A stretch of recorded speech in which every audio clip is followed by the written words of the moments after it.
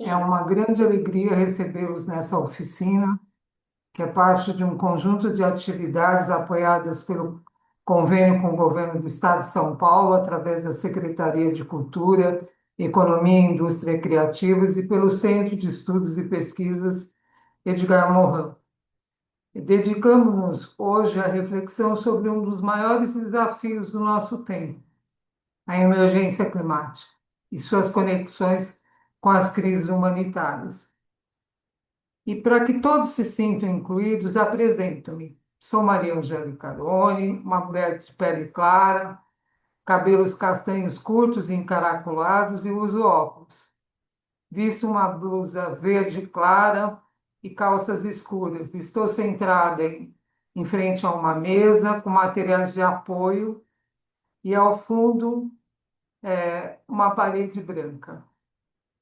Vivemos um momento histórico de profundas transformações, mudanças climáticas aceleradas, desigualdades sociais crescentes, deslocamentos populacionais e sociais, e tensões globais, como as guerras que nós estamos presenciando no tempo de hoje.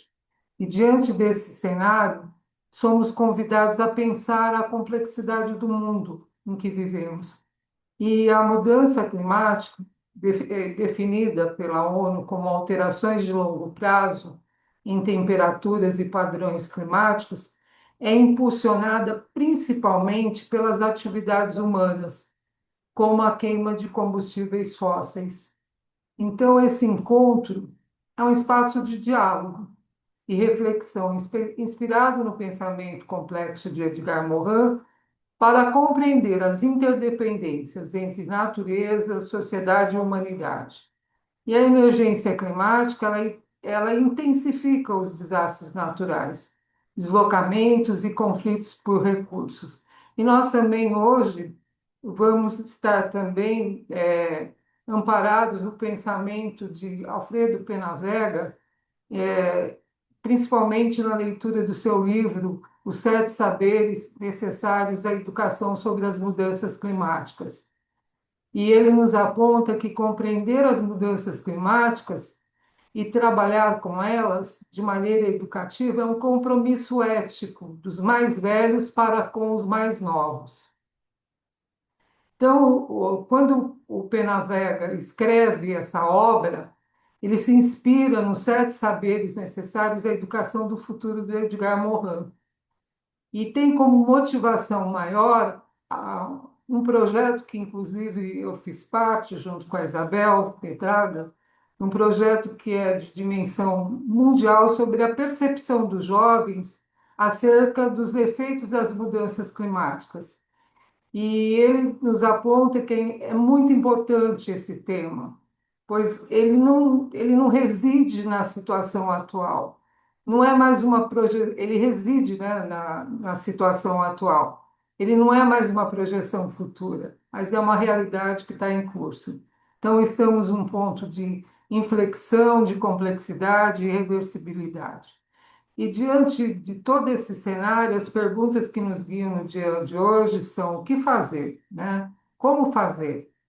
E o desafio é imenso. Como mudar, principalmente o nosso imaginário, e enfrentar essa nova realidade? Então, essa oficina, ela busca oferecer uma leitura diferente, um espaço para refletir sobre esses desafios e construir uma consciência ecológica e um pensamento crítico. Dada a complexidade do fenômeno, as mudanças climáticas exigem um diálogo entre as diversas áreas do conhecimento. É fascinante para a gente observar a diversidade das percepções e sentimentos que esse tema evoca. Nossa oficina de hoje ela tem como principal objetivo promover a compreensão, né, da emergência climática, da complexidade do tema e suas interconexões com as crises humanitárias. E para isso nós vamos ser guiados por três pilares fundamentais que nos ajudarão a integrar diferentes perspectivas. O primeiro pilar é o pilar do pensamento complexo, porque é essencial reconhecer que as mudanças climáticas elas são um fenômeno multifacetado, interconectado. Ela envolve dimensões científicas, sociais, econômicas, culturais e éticas. E precisamos entender a Terra como um sistema interconectado e frágil, onde cada ação gera múltiplas reações, como nos aponta o pensamento complexo de Edgar Morin. O segundo pilar é a justiça climática. Precisamos analisar como a desigualdade social e econômica agrava os impactos ambientais, afetando desproporcionalmente os mais vulneráveis. E o pilar da educação ética, para transformar o conhecimento fragmentado em uma ação global e responsável que promova a solidariedade e a sustentabilidade. Então, o fio condutor dessa oficina reside na oportunidade de repensar nossa relação com o conhecimento, com o planeta e a humanidade como um todo. O desafio é grande. É mais do que superar as barreiras do pensamento fragmentado, é enfrentar a incerteza e a complexidade com uma abordagem multidimensional, transdisciplinar e global. Então, ao longo dessas próximas horas, exploraremos esses pilares, buscando não apenas entender os problemas, mas buscando vislumbrar caminhos para a renovação do pensamento, do saber e do conhecimento. Para conduzir essa reflexão, temos a alegria de contar com a presença da professora Elizabeth Ferreira Esteves Campos. A professora Elizabeth é doutora em Educação pela USP, pela Universidade de São Paulo, mestre em Educação pela Universidade Metodista de São Paulo e graduada em Pedagogia. Sua vasta experiência inclui atuação na educação básica e na Secretaria de Educação de São Bernardo do Campo, que além da coordenação e ministração de cursos, ministrou cursos de formação de professores e gestores escolares. Foi docente e pesquisador em diversos programas de graduação e pós-graduação, e atualmente é membro da Rede Luso e da TEIA Carta da Terra Brasil, um movimento que une pessoas e instituições para popularizar, significar e praticar os princípios da Carta da Terra, no enfrentamento dos desafios pedagógicos, ecológicos, políticos e sociais contemporâneos. Ela também integra a Associação Carta da Terra Internacional Brasil e o Centro de Estudos e Pesquisas Edgar Morin, ministrando palestras e cursos que abordam a Carta da Terra na educação no contexto da emergência climática. A professora Elizabeth, ela tem desenvolvido importantes reflexões sobre educação, sociedade e os desafios contemporâneos, contribuindo para ampliar o debate crítico sobre os caminhos da humanidade diante das crises planetárias. Professora Elizabeth, seja muito bem-vinda. A palavra é sua. Boa noite, Maria Angélica. Boa Agradeço, noite. agradeço a sua apresentação. É, Quero cumprimentar todas as pessoas que estão aqui. É um prazer, dialogar com vocês hoje. Eu quero dizer que eu pretendo que seja uma conversa muito mais solta, porque nós precisamos dialogar muito, precisamos ouvir uns aos outros para que a gente possa enfrentar esse momento tão delicado da nossa história, né? Então a minha intenção é mesmo abrir para conversa, as pessoas podem se manifestar, não apenas no chat, mas se quiserem abrir o microfone, acho que a gente vai também poder ter essa possibilidade. E eu também quero cumprimentar os colegas de países africanos, eu tenho interagido muito com eles e infelizmente eles não podem estar aqui hoje por causa do fuso horário, né? Eles estão 5 horas à nossa frente, em alguns países, em outros mais ainda. Então, tem pessoas de Moçambique, Cabo Verde, Angola, e eles vão assistir posteriormente pela gravação, né, que ficará disponível. Então, eu também quero deixar registrado aqui os meus cumprimentos a esses colegas, porque a gente também tem interagido muito, eles têm contribuído bastante com o diálogo a respeito do compartilhamento, né, de pensamentos e de ações relativos essa temática. Eu, então, vou também me apresentar, vou me descrever. Eu sou uma mulher também de pele clara, cabelos lisos, curtos, castanho bem claro também, uso óculos. Atrás de mim eu estou aqui a minha mesa de trabalho fica na junção de duas paredes aqui, né? Então eu fico meio na esquina. Então atrás de mim tem uma parede branca e aparece também uma parte de um armário de livros, né? Que eu tenho aqui no meu escritório, né? Enfim, está aparecendo só um pedaço nessa gravação, nesse vídeo. Então, eu gostaria de ressaltar a importância de nós termos também o cuidado do CEP com a acessibilidade, né? Eu quero agradecer muito à equipe do CEP, porque é uma equipe que vem trabalhando, e quero não só agradecer a equipe, né? Que é uma equipe que vem trabalhando arduamente para a gente manter os nossos diálogos, para manter o estudo sobre o pensamento, especialmente de Morin, mas é um espaço importantíssimo de estudos, de pesquisa e de reflexão.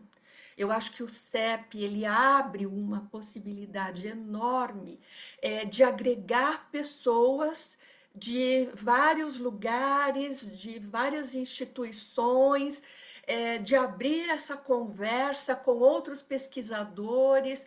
Então, é um espaço privilegiado e eu quero agradecer demais Maria Cândida, Isabel e toda a equipe do CEP, professora Maximina, que está aqui também conosco, enfim, a Ana, né, que nos apoia bastante, o Gustavo e Maria Angélica, que está nessa parceria com a gente. Então, agradeço demais e quero ressaltar a importância do CEP para que a gente caminhe nesse sentido de uma educação crítica e transformadora.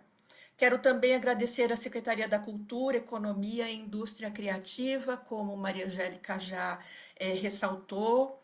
É muito importante também que a gente alcance, né, outras instituições, secretarias municipais, estaduais. Acho que é uma temática que precisa agregar muitas pessoas para que a gente possa, de fato, enfrentar toda essa crise, né, que estamos vivendo, né? Então acho que é bem importante que a gente tenha todo esse apoio e todas essas pessoas participando e dialogando sobre essa temática. Eu quero começar aqui compartilhando com vocês. Deixa eu colocar em tela cheia, que fica mais fácil de visualizar isso. Eu quero começar compartilhando com vocês um poema.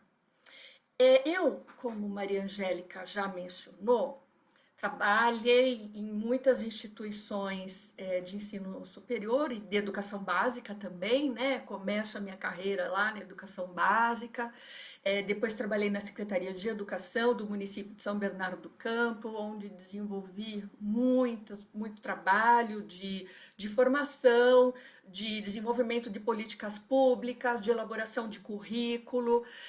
E sempre quando a gente faz uma reunião ou quando a gente faz alguma formação, eu procuro sempre trazer um texto, às vezes um texto literário, às vezes uma música, às vezes uma imagem. E hoje eu trouxe este poema que se chama O Homem da Orelha Verde. Ele foi publicado no livro Filastrocche in Cielo e in Terra, de 1960. É um poema de Gianni Rodari, que ele nasceu em 1920 e faleceu em 1980 na Itália. Ele é um jornalista, foi um jornalista e um poeta que tem muitas obras, se vocês quiserem conhecer mais, estão disponíveis também na internet. E hoje eu vou ler O Homem da Orelha Verde. Um dia, num campo de ovelhas, vi um homem de verdes orelhas. Ele era bem velho, bastante idade tinha, só sua orelha ficara verdinha. Sentei-me então ao seu lado, a fim de ver melhor, com cuidado. Senhor, desculpe-me a ousadia, mas na sua idade, de uma orelha tão verde, qual a utilidade? Ele me disse: já sou velho, mas veja que coisa linda! De um menininho tenho a orelha ainda. É uma orelha criança que me ajuda a compreender o que os grandes não querem mais entender. Ouço a voz de pedras e passarinhos, nuvens passando, cascatas e riachinhos. Das conversas de crianças obscuras ao adulto, compreendo sem dificuldade o sentido oculto. Foi o que o homem de verdes orelhas me disse no campo de ovelhas.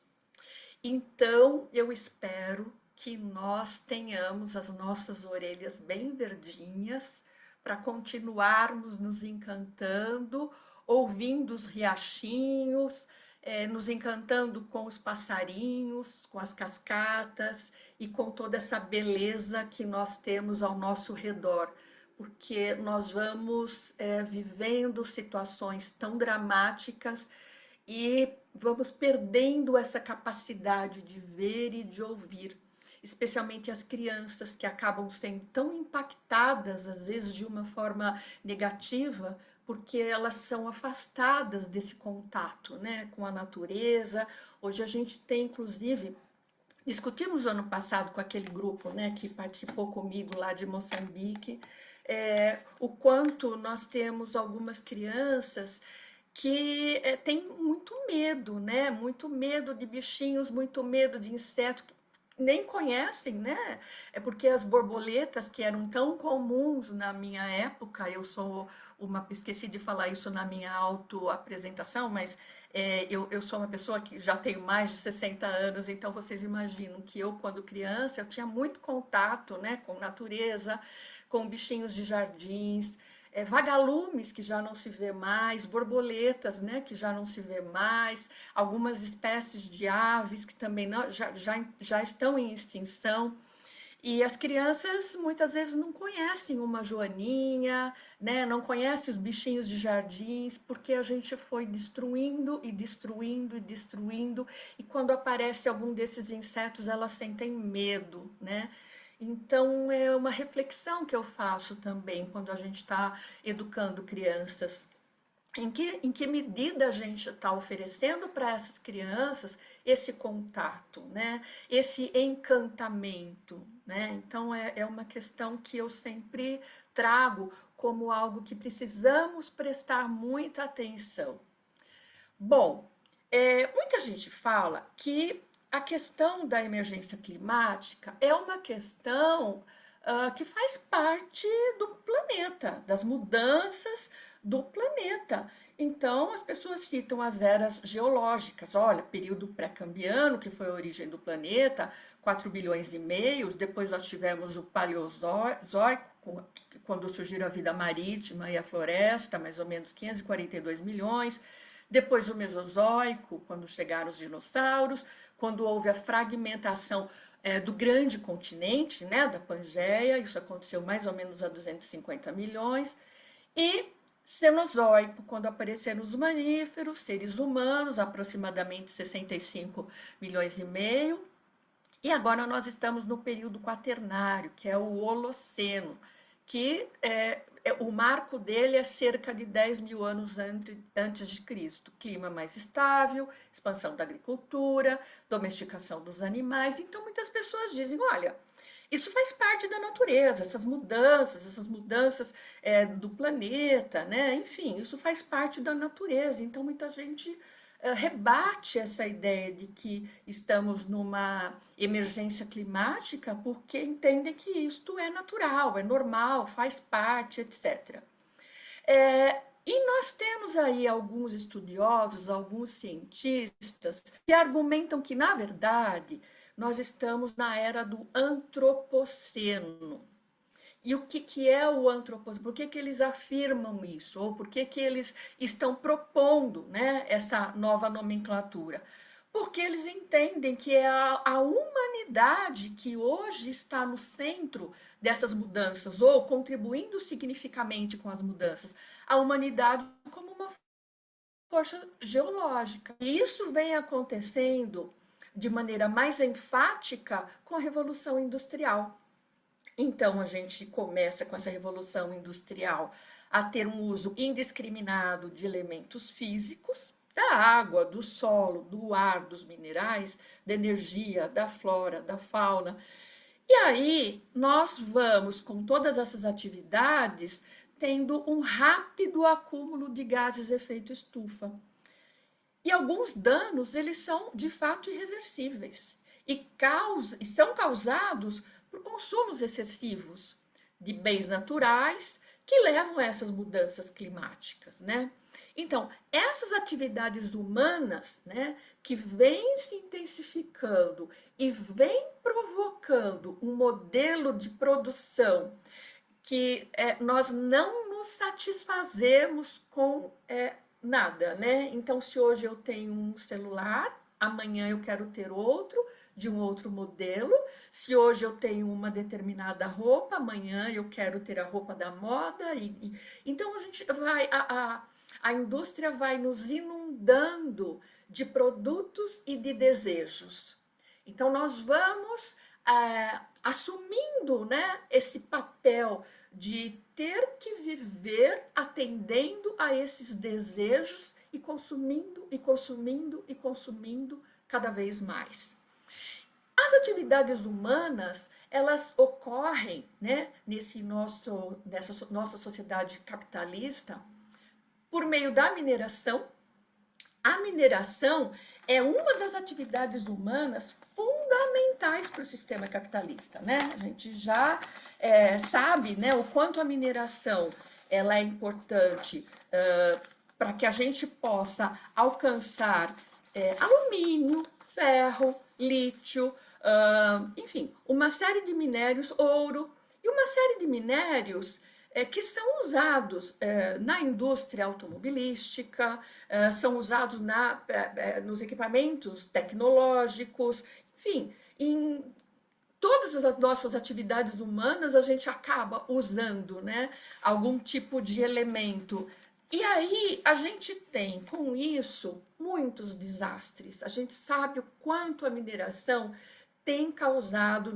Aqui no Brasil nós temos recentemente o caso de Mariana e Brumadinho, que foram desastres terríveis, né? Comunidades inteiras perderam suas casas, seus meios de sobrevivência, né? Seus negócios, e muitos perderam a vida. E então a gente tem, se a gente for fazer um levantamento dos desastres ocasionados pela mineração, não só no Brasil, mas em outros países, é assustador, né? Então a gente tem um problema seríssimo, né? E a gente precisa entender que essas atividades humanas, elas requerem responsabilidade, segurança, cuidado. Então, a gente também precisa cobrar, né, das empresas essa responsabilidade, né, por esses cuidados todos. E quando elas causam esses desastres, né, os desastres ambientais, é uma luta. A gente sabe o que está acontecendo para as pessoas poderem ser ressarcidas, enfim. Então, é uma situação em que sempre o lucro tem sido o fator fundamental para que esse tipo de atividade se mantenha. E nós temos também outra atividade humana bastante significativa e que também provoca gás de efeito estufa é a agropecuária, né? Então, aí na agropecuária, nós temos especialmente fertilizantes, a decomposição de esterco que libera metano, que libera óxido nitroso, a queima de resíduos agrotóxicos. Então, a gente tem algumas projeções que dizem, que fazem mais ou menos um valor aproximado, uma porcentagem aproximada da contribuição de cada atividade humana para a emissão produtos que provocam o gás efeito estufa, né? Então, a agropecuária é uma das mais poluentes, né? Alguns dizem cerca de 28% dos gases de efeito estufa, eles são decorrentes dessa ação. A indústria de energia é ainda mais poluente, né? Carvão, petróleo, gás. Então a gente sabe que a indústria de energia, a gente vem discutindo muito, né? A energia limpa, a necessidade de a gente substituir, né, petróleo, enfim. Mas a gente ainda está muito distante de ter uma energia mais limpa, de alcançar uma indústria de energia que de fato tenha uma ação menos agressiva. A gente ainda está bem distante disso. Nós acabamos de ter a COP30 aqui no Brasil. E a gente fica bastante frustrado com algumas coisas, porque a gente vê que não há muita responsabilidade, não há muito interesse, né, nessas mudanças. Então, enfim, parece que o lucro sempre está acima da vida e não só a vida humana, né? Porque nós somos todos, como Maria Angélica bem ressaltou, as nossas vidas estão todas interconectadas, vidas humanas e não humanas, né? E também todas as espécies de vegetação, enfim, todos os ecossistemas. Então, tudo isso está muito conectado. Mas parece que há ou uma negação ou um descaso, né? Então é por isso que nós ressaltamos o tempo todo, é por isso que nós insistimos nesse diálogo, nessa conversa, porque as pessoas possam compreender a intensidade do problema, o quanto todas essas atividades humanas são devastadoras para a vida, né? A indústria têxtil também, se nós formos pegar lá informações sobre a poluição provocada, cada calça jeans que a gente usa, né?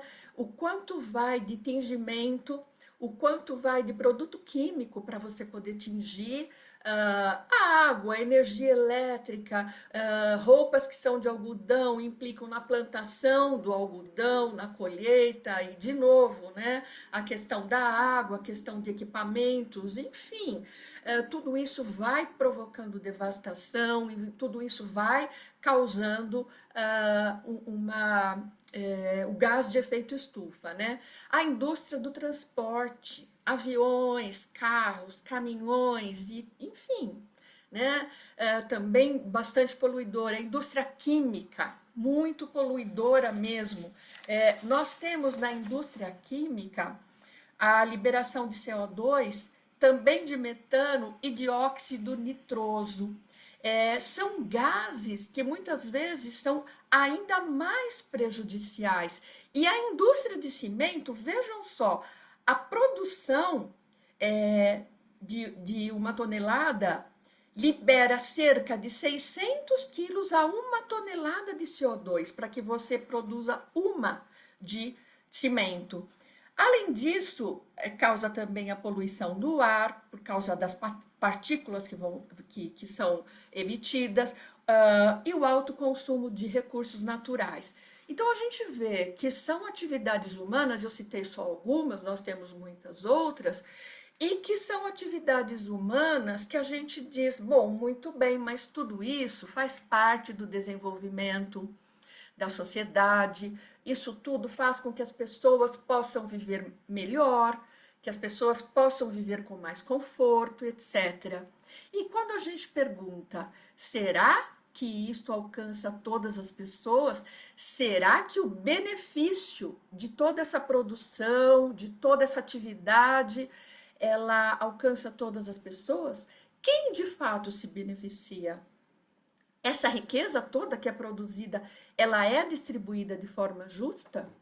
Então, essa é uma primeira questão que eu gostaria de colocar para vocês. Aí eu vou pedir para Maria Angélica, assim que alguém quiser se manifestar, levantar a mão, Maria Angélica, você abre o microfone aí e avisa, porque tá liberado, tá? Quem quiser participar, comentar, perguntar, fique à vontade, Ok. ok? Tá. Muito bem. Então, sobre isso, eu trouxe aqui um dado da Oxfam, do relatório que a Oxfam emitiu agora, né, 2026. Para quem não conhece, Oxfam é uma organização da sociedade civil que atua nos eixos da justiça rural e desenvolvimento, da justiça social e econômica, da justiça racial e de gênero e da justiça climática e Amazônia. Neste relatório, né, um relatório que também eu recomendo que vocês acessem, que vocês entrem lá. Tudo que eu estou falando aqui, eu deixo o link, tá? Para que vocês possam acessar a informação e para que possam complementar, porque o nosso tempo aqui é bem curto, a gente não tem possibilidade de abordar com mais profundidade, então fica o link aqui para que todas as pessoas possam entrar lá nesses links e possam se informar melhor. Então, convido para que leiam o relatório.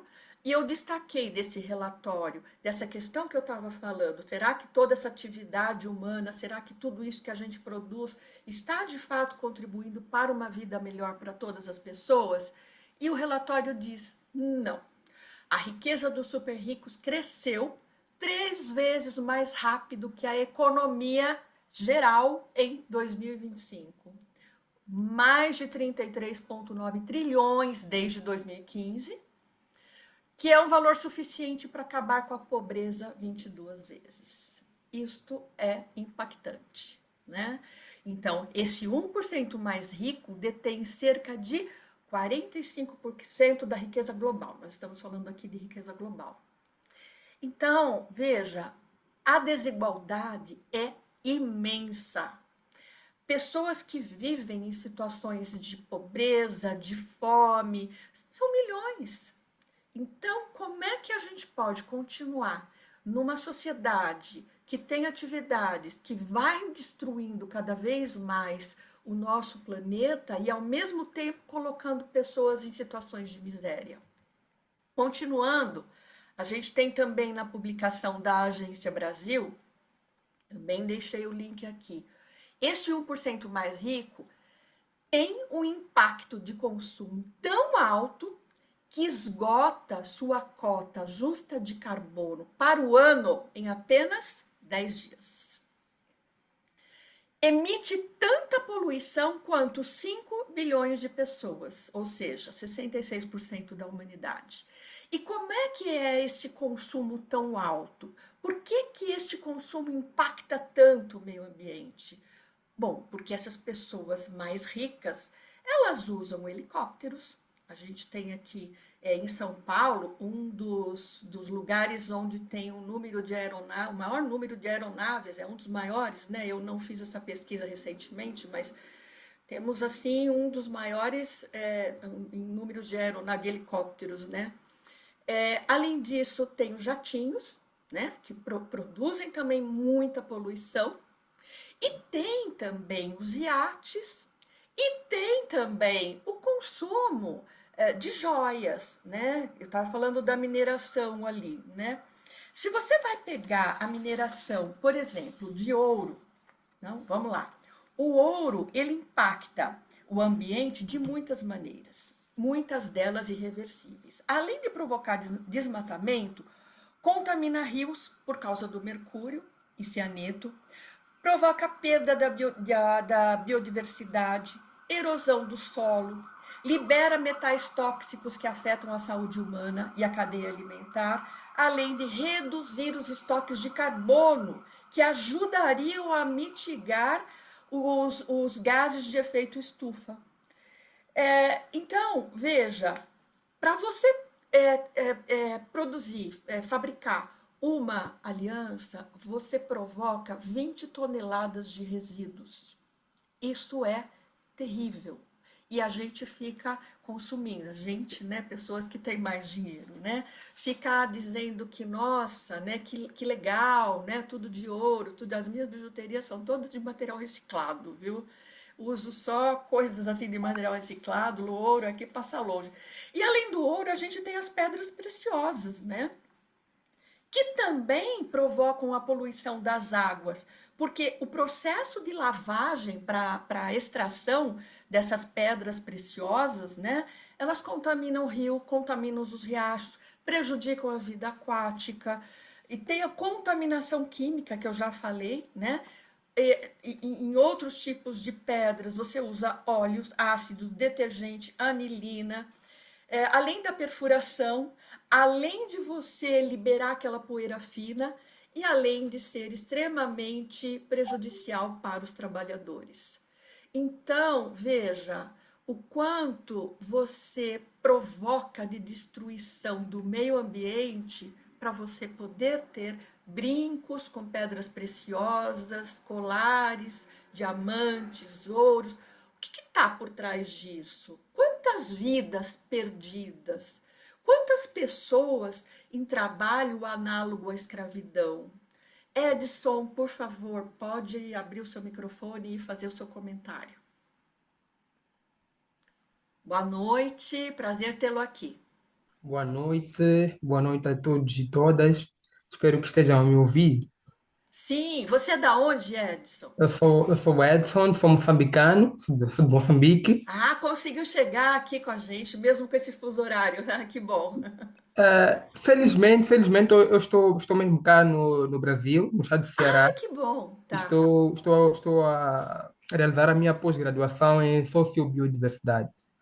E Ótimo. achei o tema bastante interessante, por isso é que acabei por me inscrever para fazer parte.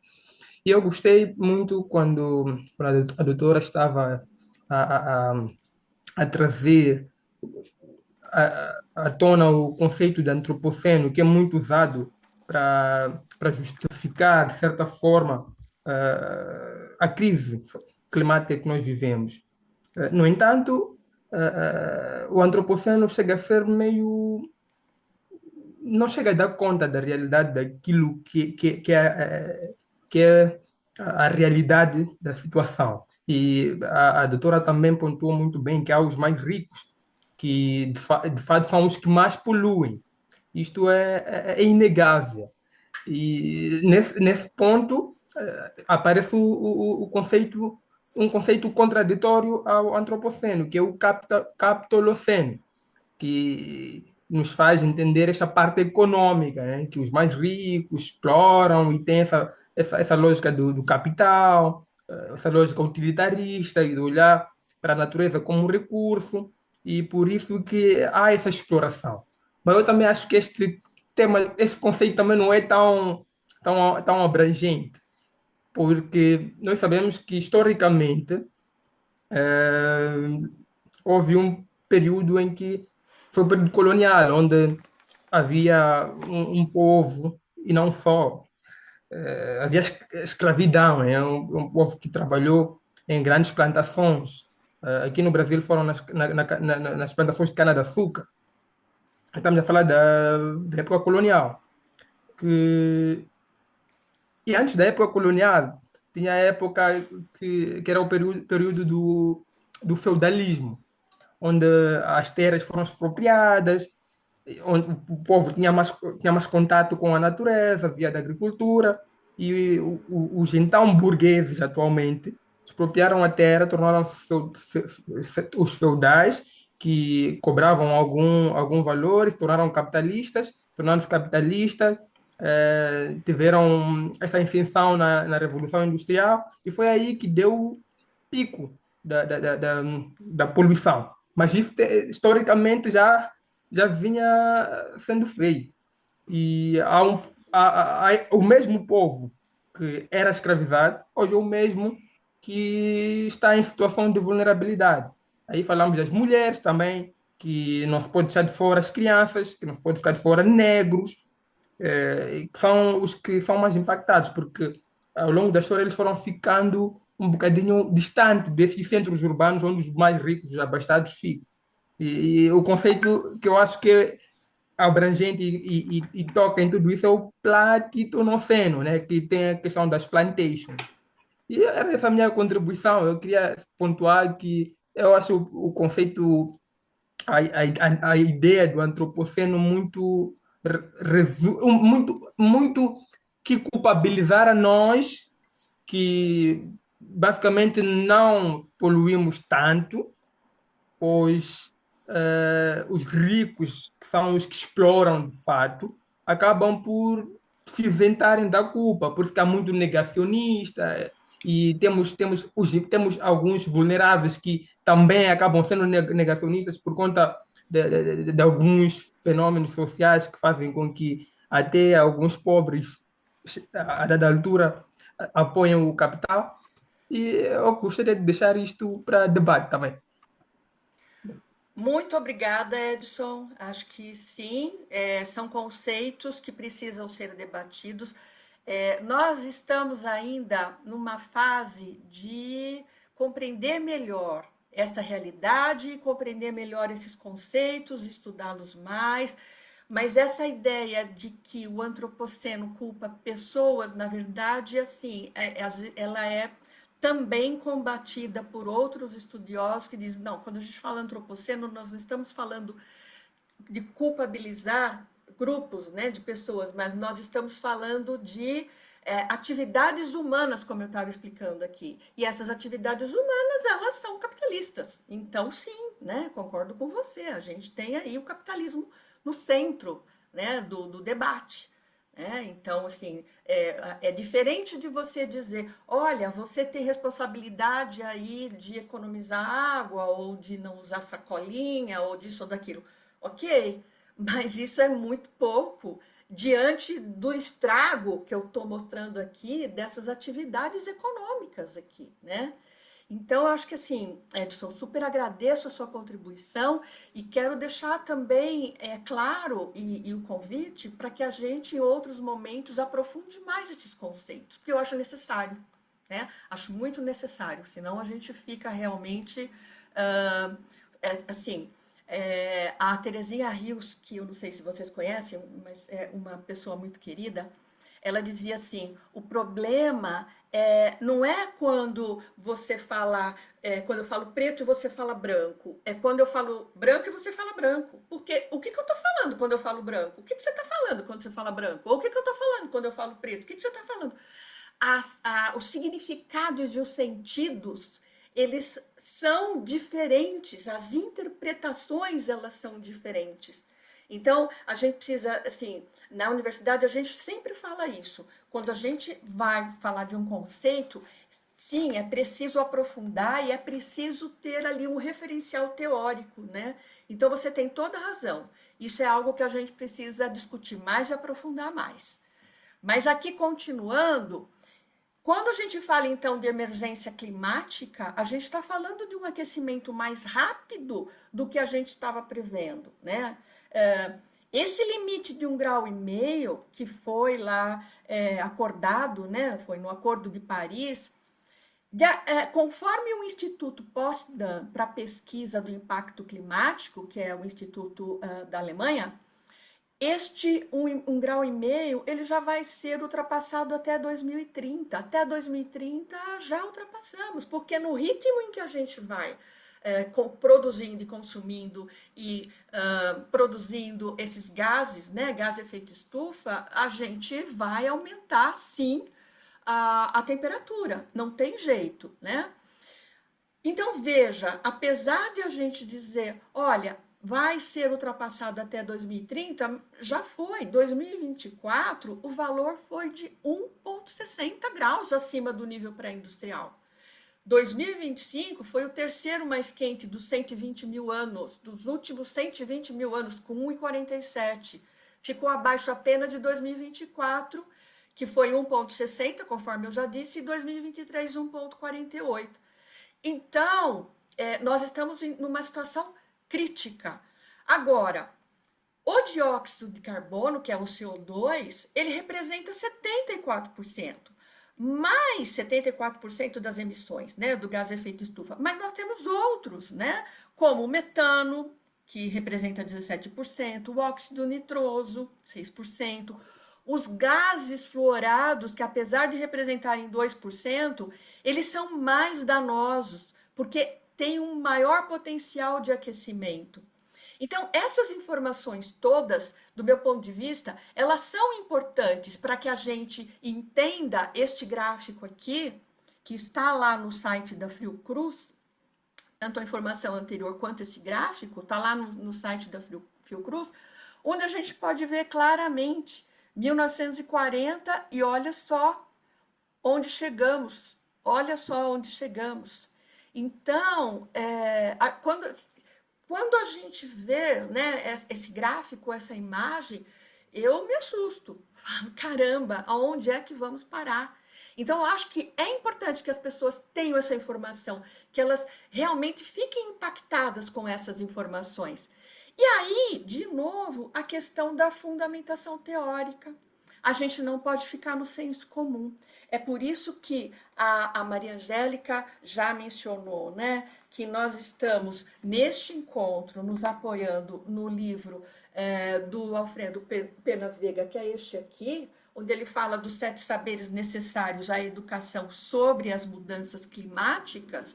E aí eu destaquei essa frase dele, que está na página 30, quando ele diz o seguinte: é evidente que as mudanças climáticas constituem um dos fatores chaves do grande problema ecológico, mas não podem ser separadas dos canteiros das desigualdades econômicas, da injustiça social, ambiental e até mesmo, em certos países, da injustiça racial, que eu acho que é o que a Maria Angélica estava dizendo no começo também.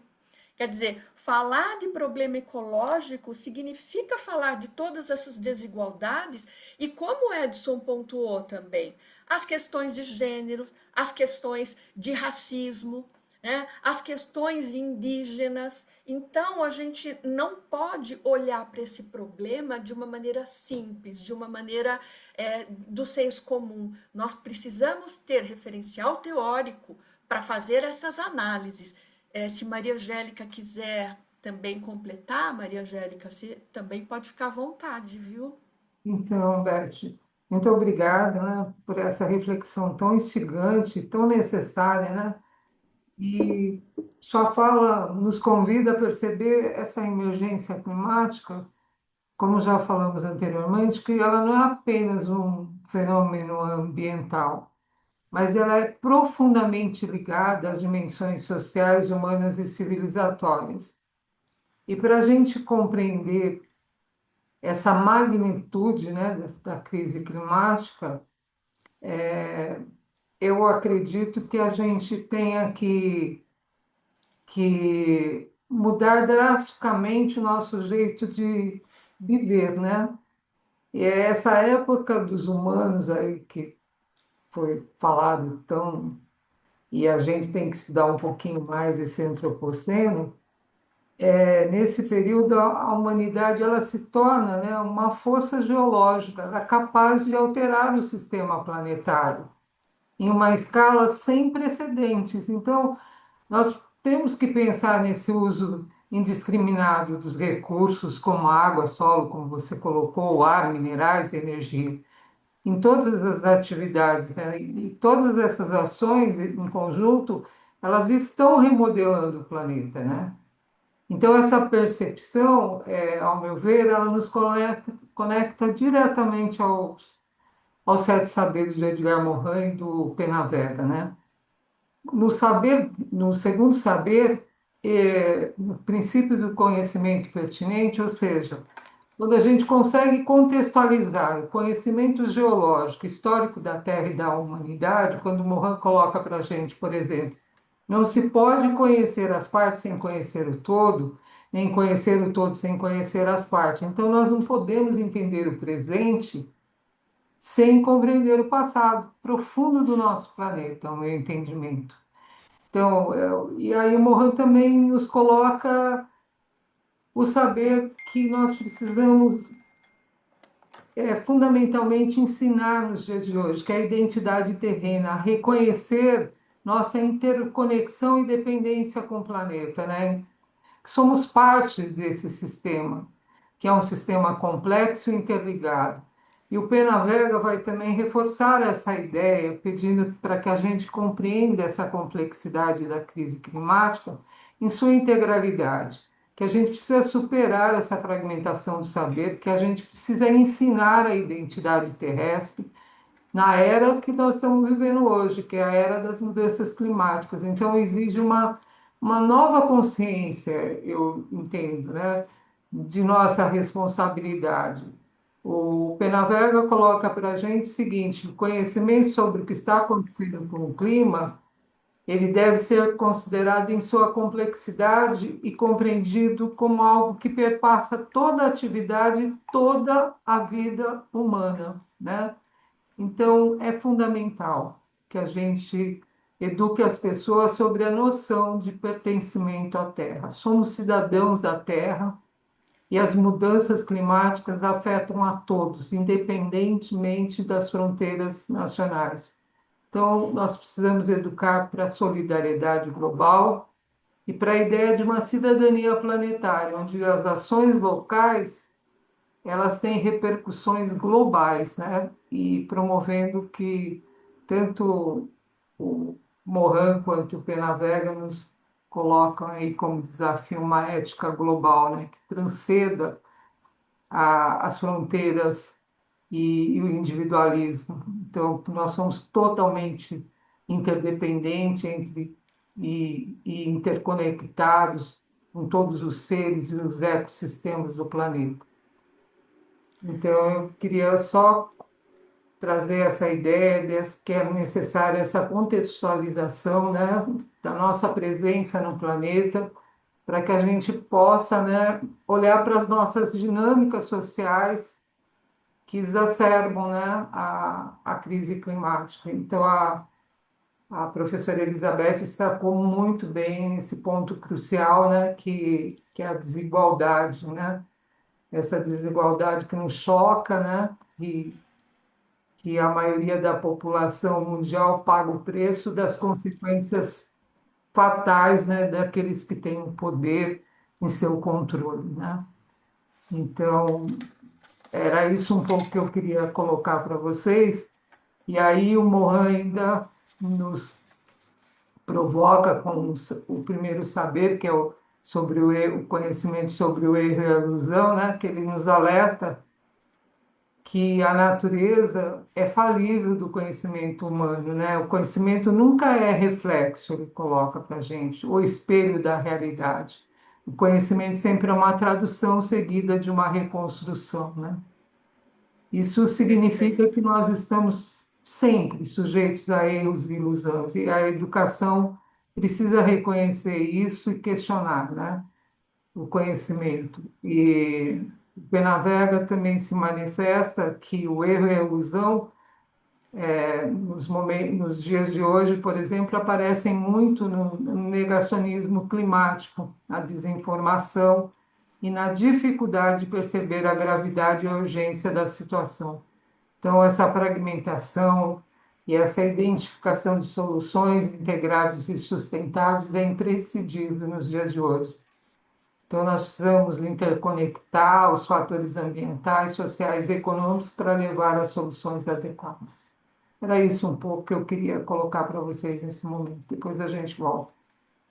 Ótimo, Maria Angélica, obrigada.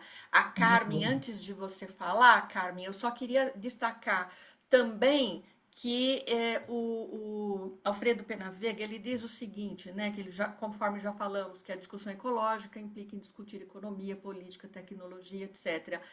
E que a implementação de mudanças na sociedade, no modo de vida, na economia, na política, na educação, requer também mudar o sistema, né? E aí, para a gente discutir, e aí eu vou pedir para a Carmen e depois para a Rose, quais são os problemas fundamentais que devem ser abordados pela educação quando se fala dos efeitos das mudanças climáticas? Que é uma pergunta que ele faz aqui na página 33. Como é que a gente promove essa conscientização sobre a emergência climática? Veja, a educação ela tem um desafio enorme, né? porque ela precisa pensar nesses problemas que sejam fundamentais para abordá-los, e como é que a gente faz isso, e como é que a gente promove essa conscientização, né? Então eu vou deixar essa questão para que todo mundo pense e discuta, e aí eu vou parar um pouquinho o meu compartilhamento, e aí Carmen, professora Carmen e Rose também se manifestam. Então, deixa eu parar um pouquinho aqui. E aí, Carmen, é um prazer tê-la aqui. Deixa eu ver você, Carmen. Deixa eu ver onde é que você está. Ali, tudo bem? Opa, que Tudo bom te bem, estou ver. aqui de novo. Ótimo, maravilha. É sempre um prazer, muito aprendizado, né? É, E o seguinte, uma questão que eu acho importante nessa conscientização, inclusive, é o conhecimento da história geológica, né, do planeta, porque o que que a gente vê?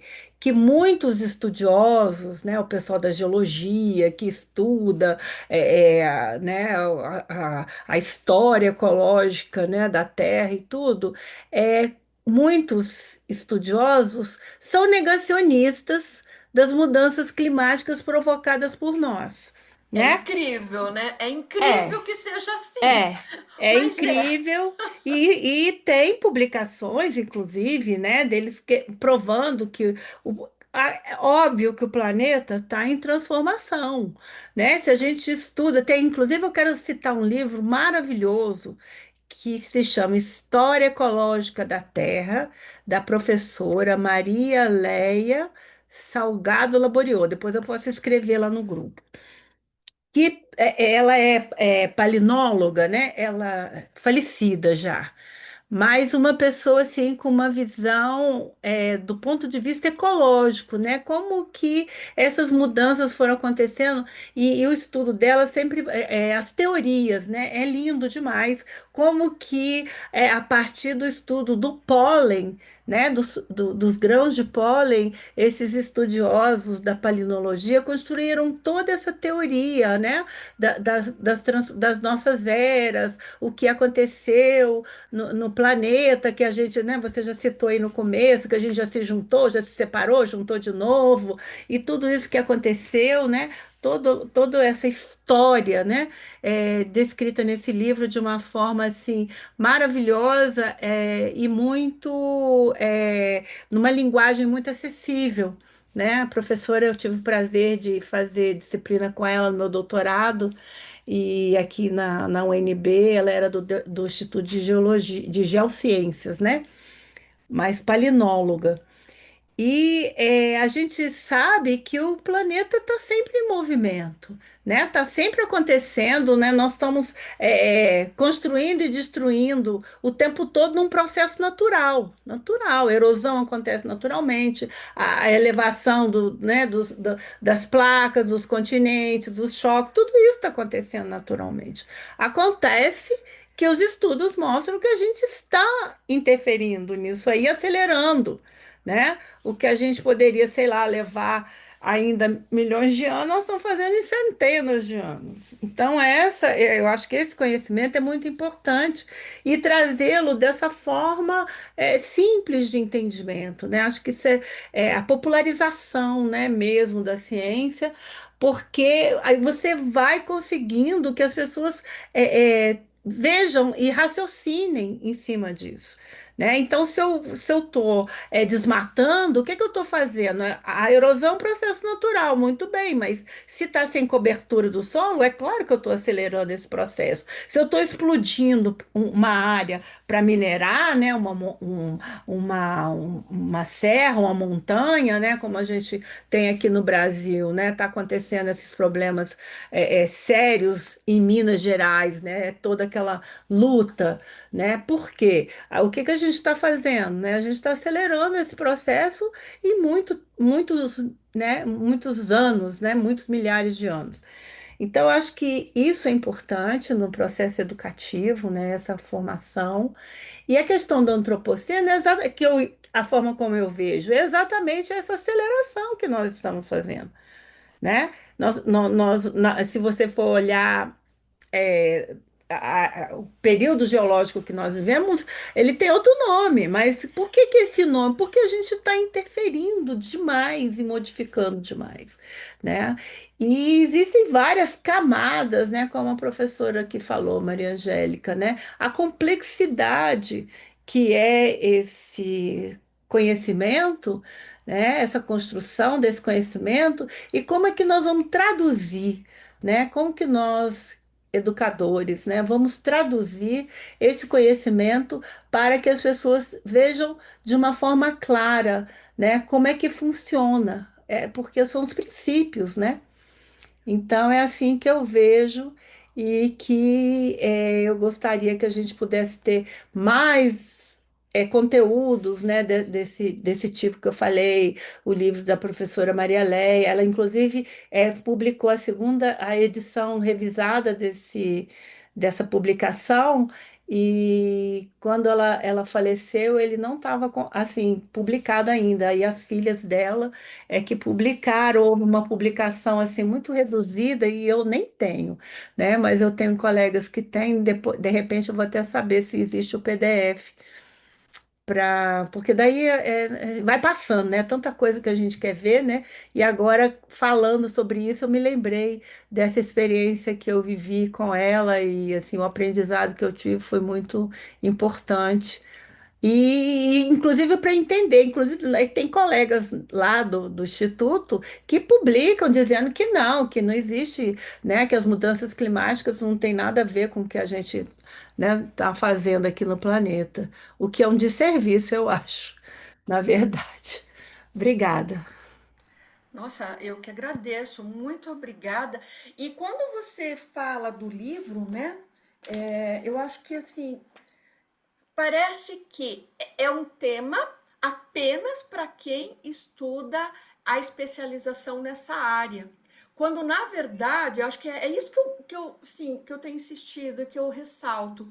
Não dá para a gente achar que essa é uma questão para ser discutida só por aquela disciplina, naquela área. Eu acho que a gente precisa também provocar, né, essa inserção dessa temática, inclusive você deu aí uma indicação maravilhosa, que eu não conheço esse livro, mas já vou comprar, né? História Ecológica da Terra. Eu fico imaginando que isso deve ser fantástico mesmo, como você nos explicou. Então, não dá para a gente achar que isso aqui é só para quem está lá fazendo a faculdade, que está estudando sobre essa temática. Então, acho que essa é uma dos nossos desafios na educação.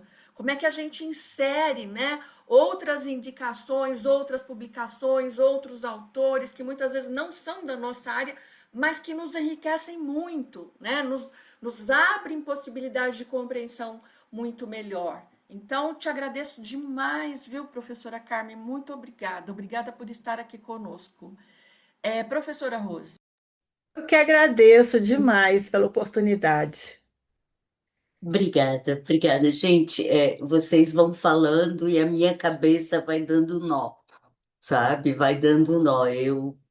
Eu também, eu vou para 74 anos, tá? Eu estou na educação a vida inteira e amo a teoria da complexidade, o Edgar Morin, dou aula sobre isso, e a angústia que me dá é quando a gente olha e vê que as pessoas não conseguem ter humildade suficiente para lembrar que nós somos só um pedacinho do planeta. O planeta que nos constitui, o todo e as partes, que eu tanto amo essa citação do Mohan, ele é muito maior do que eu, indivíduo. Mas muitos de nós acreditam que são donos de uma verdade que ninguém sabe qual é. Mas a verdade está sempre comigo e nunca com os outros. E aí a sensação que eu tenho é que é necessário, conhecimento é construção coletiva. Não existe conhecimento absoluto, né? Não existe verdade absoluta. O próprio controle é uma ilusão, né? Quando a gente pega o erro e a ilusão e diz, gente, aqui estamos, os poderosos que são donos do planeta, eles acreditam que estão no controle, eles acreditam nisso.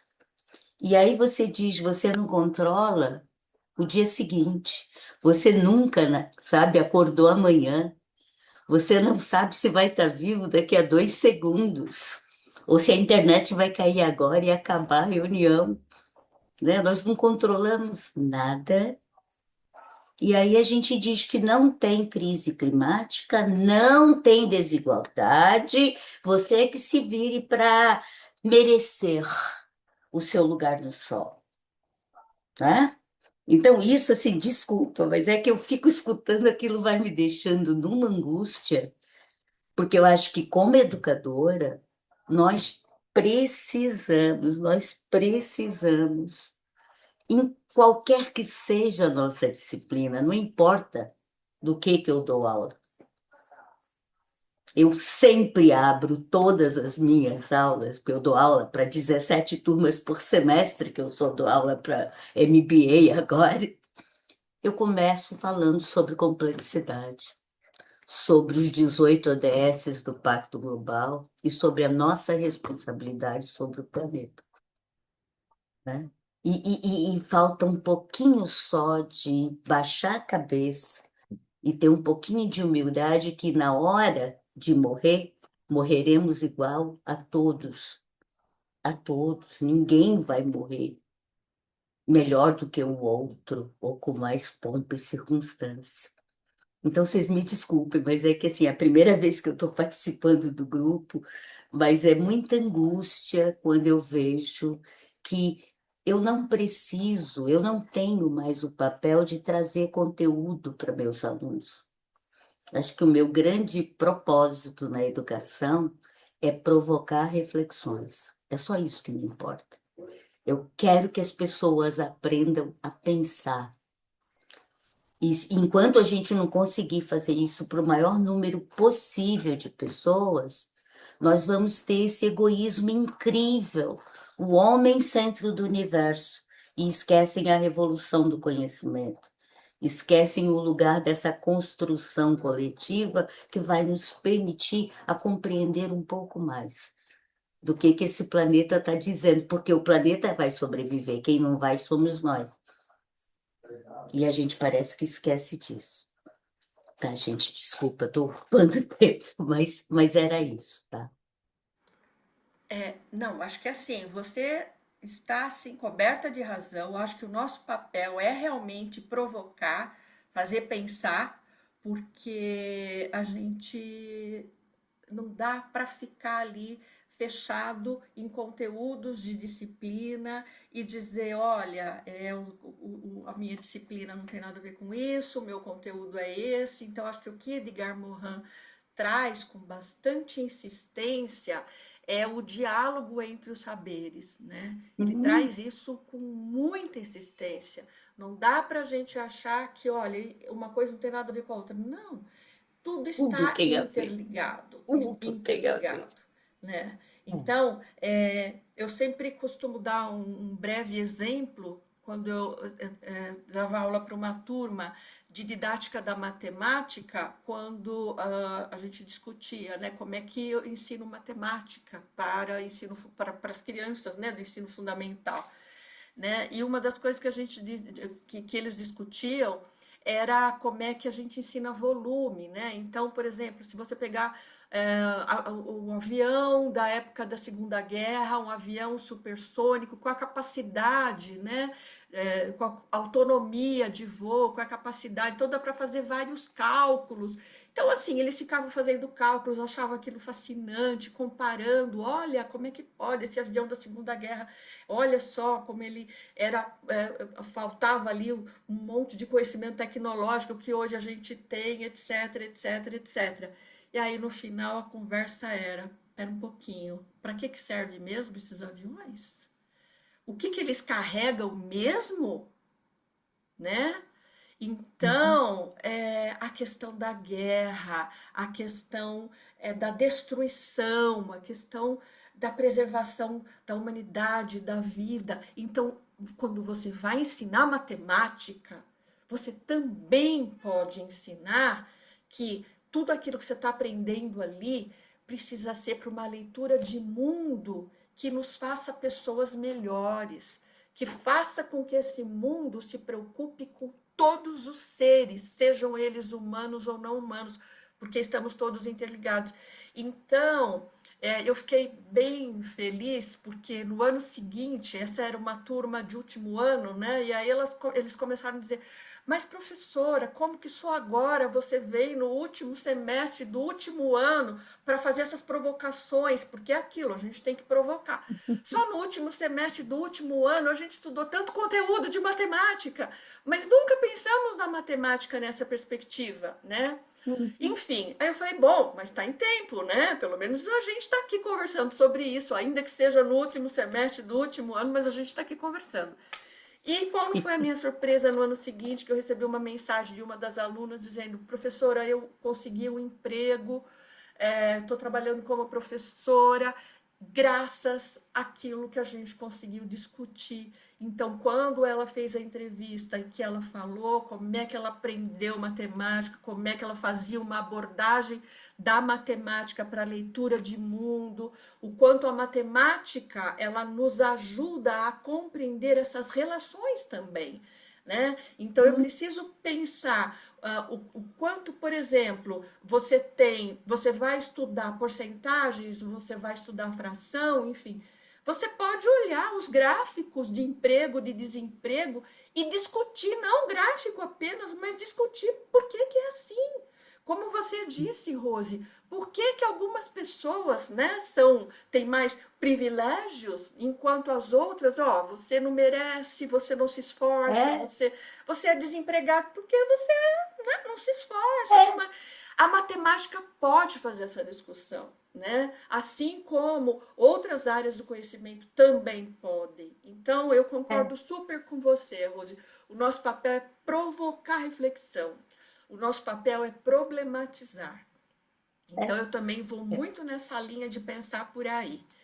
Mas eu É que é gostaria. muita angústia, viu? É muita Sim. angústia a gente ver o que está acontecendo e dizer como é que alguém pode se comportar dessa maneira ainda, em Ainda, é verdade. 2026, É entende? verdade. E assim, quando a gente também está falando em toda essa esses desastres que estamos presenciando, nós estamos falando por causa do aquecimento global, a gente está falando do derretimento das calotas polares, a gente está Uhum. falando do aumento do nível do mar. E aí a gente estava falando do quanto os mais vulneráveis são atingidos, quer dizer, Das populações milhares de pessoas que ribeirinhas. morrem porque perdem suas Perfeito. casas, porque perdem tudo, porque elas não são privilegiadas, Pois né? é, nas É simples. inundações, nas É, secas, nas da inundações, fome, da nos violência. incêndios. Pois é, e isso atinge os mais vulneráveis. É Então, claro, é eu claro. estava olhando aqui um dado de 2024 que nós temos hoje não, em 2024, 46 milhões de refugiados climáticos, né? Climático, só Fugindo das climático. secas, fugindo das É, inundações, fugindo da fome, enfim. E o problema é a insegurança jurídica. Esse é um claro. grave problema. Não sei se tem alguém da área de direito aqui que até podia. Olha, direito, tá vendo? O diálogo entre as áreas, né? Que podia até nos ajudar. Como é que a área de direito, então, vai lidar com isso? Porque Uhum. eles são refugiados climáticos. E aí? Como é que a gente faz isso do ponto de vista legal, né? Para acolhê-los, para torná-los cidadãos de outro lugar, de outro país. 46 milhões, eu fiquei impressionada. Falei, nossa. Então, quando a gente começa a ter dados, a analisar esses dados, a gente de fato começa a pensar: não é possível a gente achar que tudo isso é É. assim mesmo. Não é Ter que ouvir possível. que não existe crise. Pois é. Ter que ouvir isso é demais. É. Verônica, por favor. Boa noite, professores. Eu estou muito Boa feliz em noite. poder estar participando. Eu sou do Paraná, da cidade de Castro, uma cidade interior. Sou estudante, né, de pós-graduação, de mestrado da UTF-PR e recebi esse lindo convite da minha professora orientadora. Eu sou engenheira agrônoma, sou professora de um colégio agrícola. E por muitas vezes eu fico tentando colocar na mente, né, dos nossos estudantes, dessa juventude que está aí, a importância de você se tornar um técnico em agropecuária consciente da sustentabilidade e de que é tão necessário você produzir, né, com sustentabilidade para alimentação humana e animal, não pensando somente nesse aumento desse consumo, né, desacerbado. Porém, eles vêm já de propriedades rurais que plantam soja sobre soja, não são feitas rotações de culturas, não são respeitadas nem áreas de várzea para plantio. Então, eu luto constantemente na escola tentando incentivá-los, né, a ter uma realidade mais sustentável. Sendo que eu fui formada, igual quando eu comento com eles, quando a gente faz agronomia, eu fiz pela Universidade Estadual de Ponta Grossa, nós somos os veneneiros, né, que eles comentam, os batateiros e veneneiros. Mas tento trabalhar com eles mesmo, não pegando disciplinas que falam de sustentabilidade, mas trabalhar de uma forma sustentável. Às vezes eles falam que meu pensamento é meio, que eu fico meio divagando. O meu trabalho de minha tese para o mestrado é com muita leitura também de Edgar Morin, sou uma fã dele. Infelizmente não tive o prazer de conhecê-lo, né, em vida, mas tento ler bastante a- seus livros, as grandes falas que ele teve. Eu estou muito encantada. Pela professora Rose, nossa, 74 anos, eu estou assim apaixonada, espero conseguir chegar até lá com essa vitalidade, com essa vontade, porque às vezes a gente não tem o mesmo ânimo, né, dependendo do, do que às vezes o Estado nos fornece.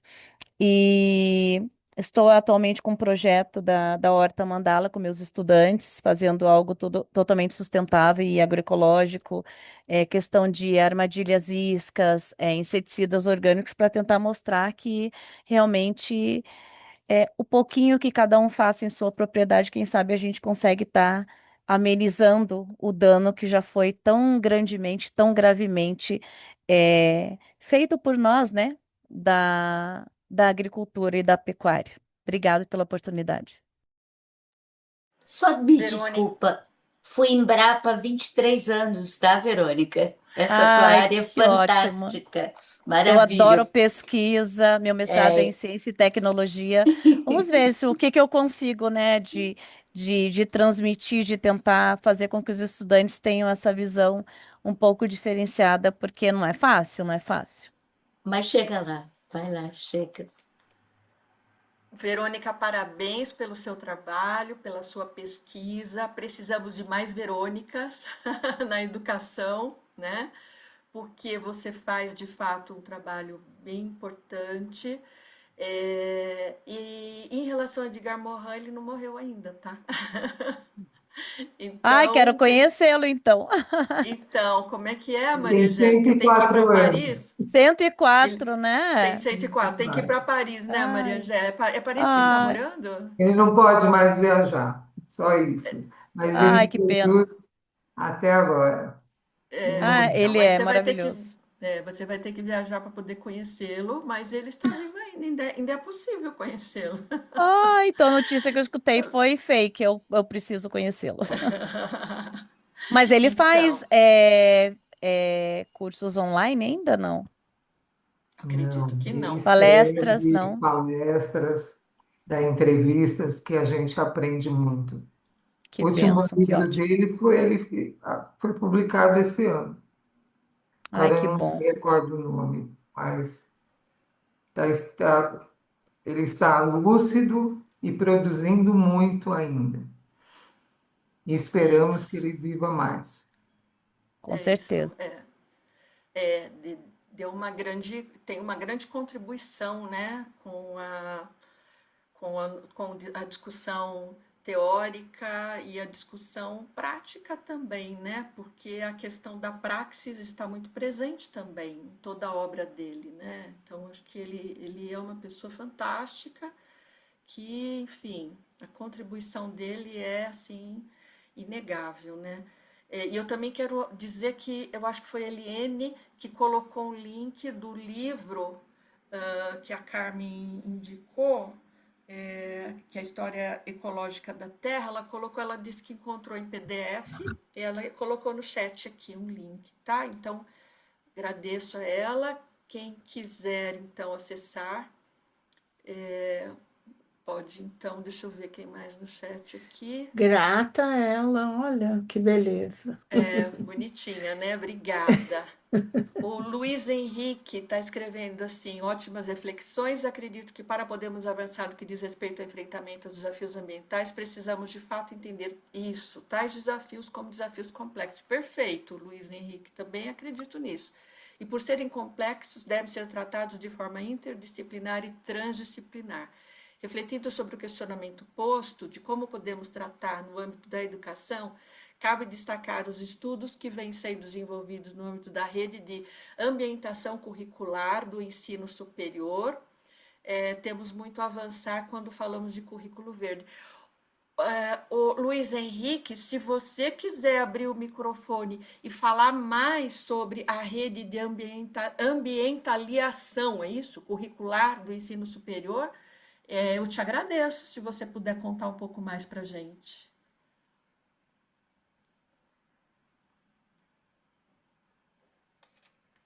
E não estamos te ouvindo. Você não está conseguindo, acho, né? O microfone está fechado, Luiz Henrique. Não, ele abriu e não conseguiu falar. Enquanto isso, a professora Maximina está dizendo: o livro mais recente do Morin é O Método do Método, tá? Tá bom, Verônica? Pelo menos é o livro publicado aqui no Brasil, né? Tá. Ele já deve estar escrevendo outro. Então, Tem mais de 100 livros, né? bom, o Luiz Henrique está dizendo que o microfone dele está com problema, mas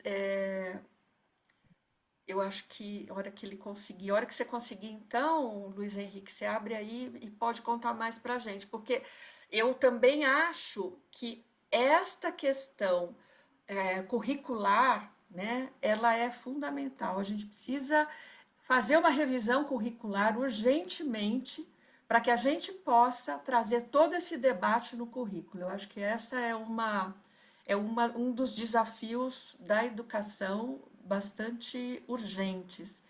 Alguém mais gostaria de acrescentar ou de comentar sobre a questão que foi colocada? Como é que a gente conscientiza, como é que a gente, além do que já foi dito, alguém gostaria de comentar? Bom, então eu vou continuar aqui.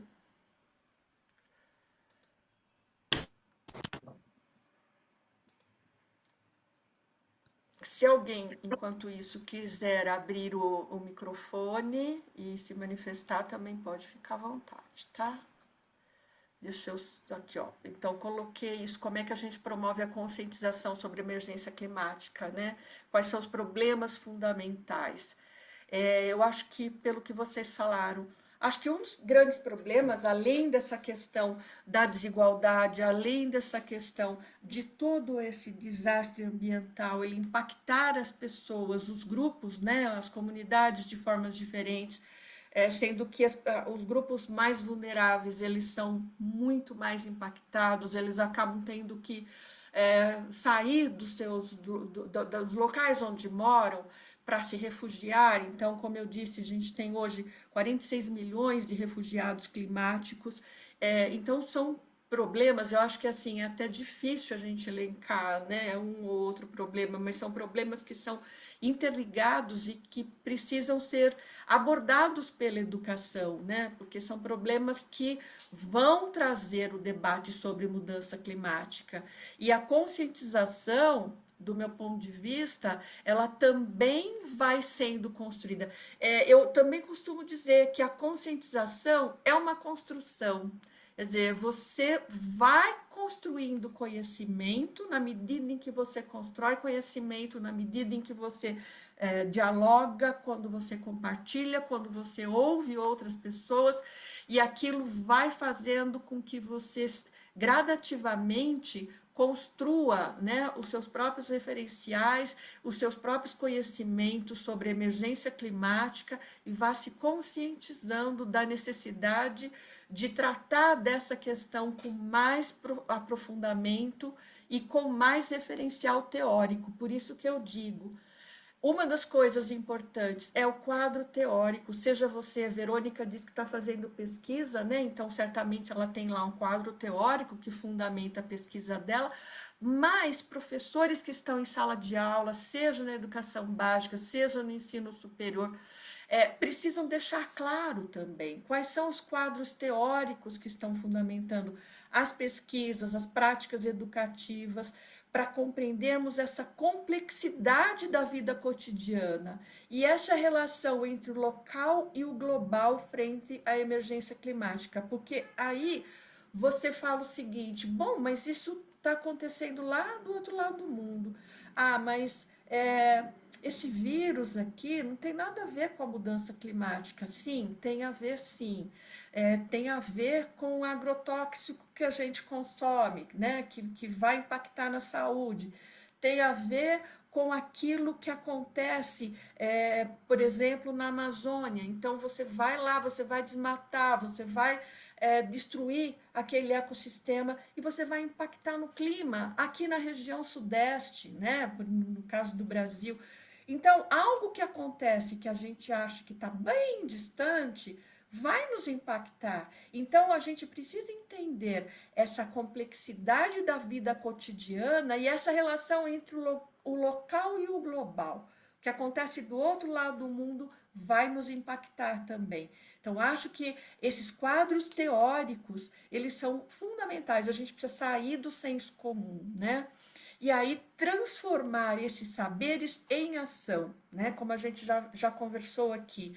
A gente tem como uma das ações trazer essas problematizações, trazer esses dados, trazer essas informações, trazer informações ou literaturas, né, ou estudos de outras áreas, né, para a gente poder, então, ampliar o universo de conhecimento dos nossos estudantes, dos nossos alunos.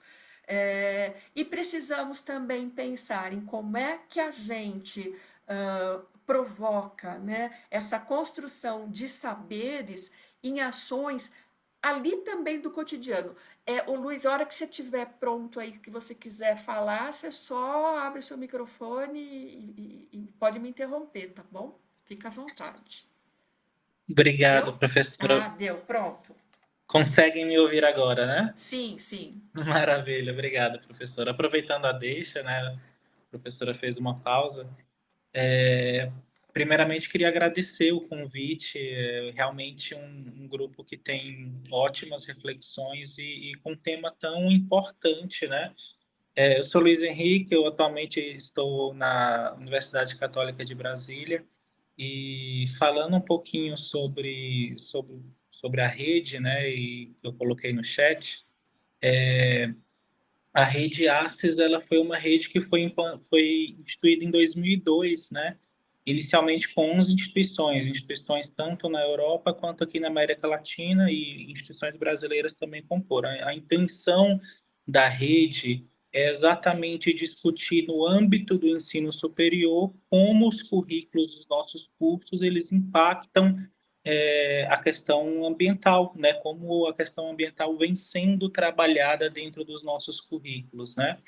E a grande parte dos estudos, parte dos estudos que são realizados nessa área, né?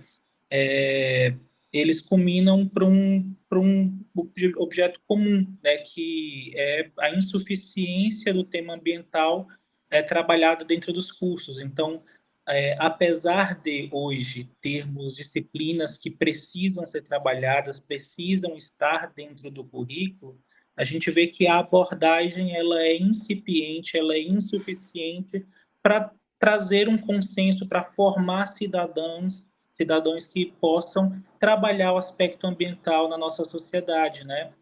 E felizmente na minha dissertação eu pude fazer um trabalho, meu mestrado é em meio ambiente e desenvolvimento regional, eu fiz ali pela UNOeste, né, Universidade do Oeste Paulista, de São Paulo, e, e utilizei exatamente os trabalhos desenvolvidos na rede ACES para fazer um estudo no curso de Direito, né, acho que até interessante foi levantado, né, como um desafio do curso de Direito é como trabalhar ali o direito ambiental, né, e apesar de termos a disciplina de direito ambiental dentro do currículo do curso de Direito, o estudo que eu desenvolvi apresentou resultados que são preocupantes, que a gente precisa, né, ter uma preocupação, né, que as disciplinas hoje, a abordagem ela não é suficiente, né? Então, muitas vezes a disciplina de direito ambiental é uma disciplina trabalhada de forma EAD, então não traz a complexidade, o aprofundamento necessário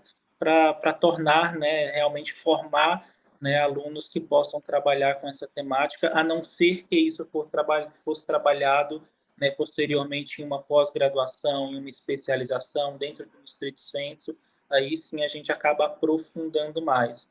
Mas no currículo ele acaba sendo de forma uma formação muito aquém do que nós gostaríamos, né? E muitos dos estudos, né, realizados dentro dessa rede acabam culminando para esse ponto. Então, quando falamos de fato sobre como formar, como trabalhar, né, o aspecto ambiental nos nossos currículos, acho que a gente precisa cada vez mais avançar, se debruçar sobre esse aspecto e, de fato, ali avançar em relação ao currículo dos nossos cursos. Mas fato é que já avançamos muito, de termos, né, o aspecto ambiental sendo trabalhado no currículo já é muito bom, já é um aspecto bom, mas claro que novos passos precisam ser dados, novas pesquisas precisam ser feitas e um passo importante é grupos como esse que estamos aqui hoje trabalhando e, de fato, reflexões muito importantes e muito ricas, né?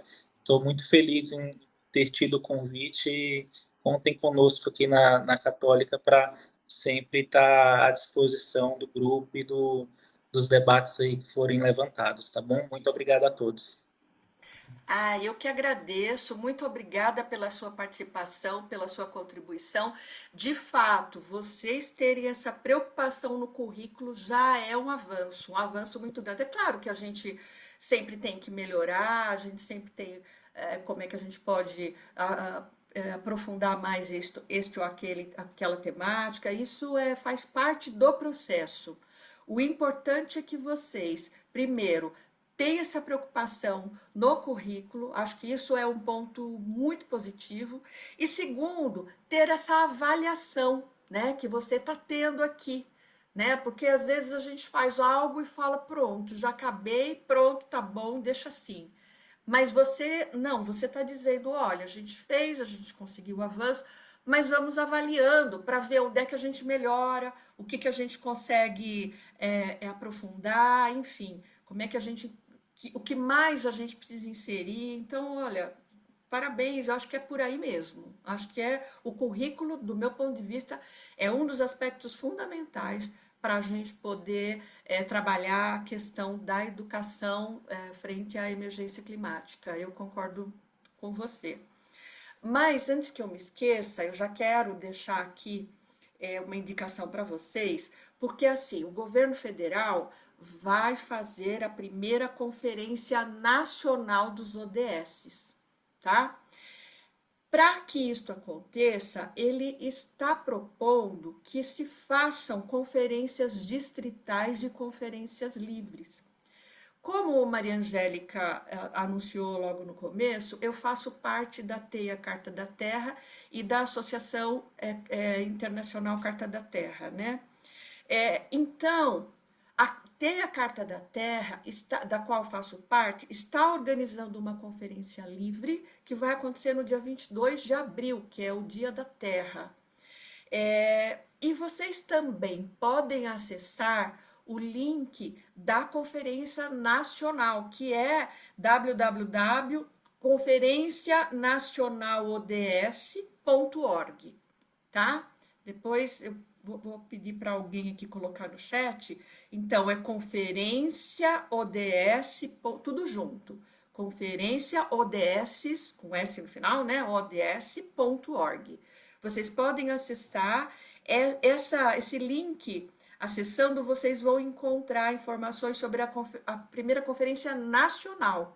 Então, a TEIA, da qual eu faço parte, vai fazer uma conferência livre, que também depois eu vou divulgar para vocês, mas cada uma e cada um de vocês, nas suas instituições, se também quiserem organizar conferências livres, isso é importante. Então, essa também é uma indicação. E aí, eu quero também ter uma fala sobre a questão dos ODS e da Carta da Terra, que eu não tinha programado, mas acho importante aqui no âmbito da nossa conversa, porque para mim o ODS ele está mais voltado para alcançar metas, é uma coisa mais, digamos assim, aceitável, né?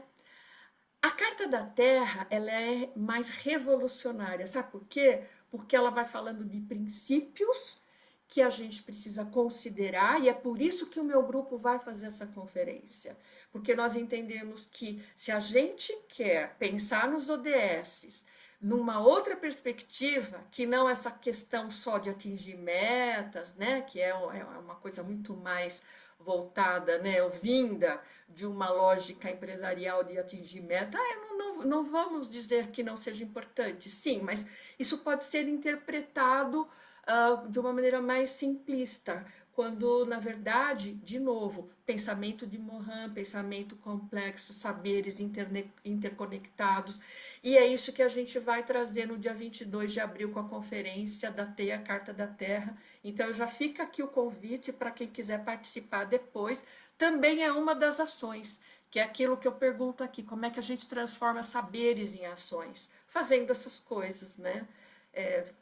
Fazendo esses diálogos e trazendo provocações e reflexões, né? E aí, o Pena Vega diz o seguinte: é por isso que os saberes sobre mudanças climáticas eles precisam ser reorganizados de modo multidimensional, ou seja, ultrapassando as leituras disciplinares, compartimentadas e com espírito aberto à abordagem inter e transdisciplinar.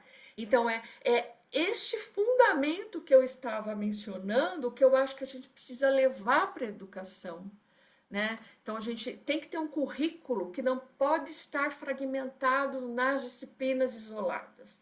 A gente precisa mexer com esses currículos. A gente precisa pensar nos currículos de uma maneira coletiva, fazendo com que esses saberes eles aconteçam nessa perspectiva inter e transdisciplinar.